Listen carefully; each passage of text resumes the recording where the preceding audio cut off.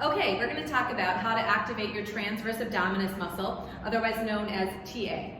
Now, before we activate this muscle, I find it really helpful to understand the shape, the location, or the general anatomy of a muscle so you can picture when you're activating it how it's moving.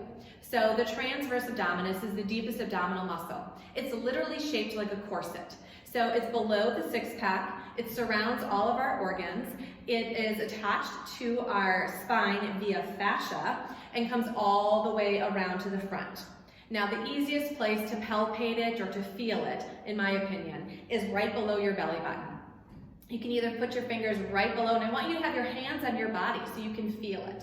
You could put it right below your belly button, kind of on an angle like I'm doing, or you could find those hip points, which are your iliac crests, and put your fingers right in there.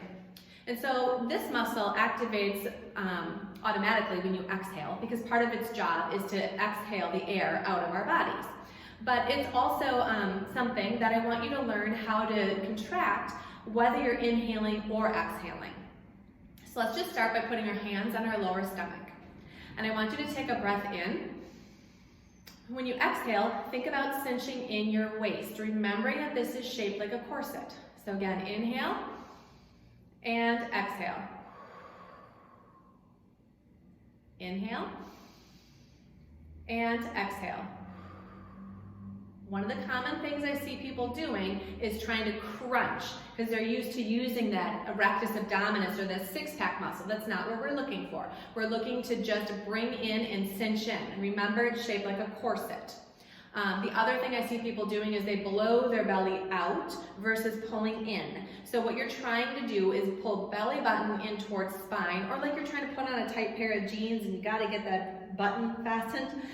So let's give it a couple more tries here in this standing position.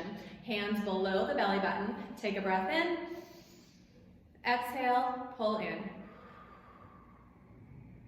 And inhale. And exhale. Couple more times.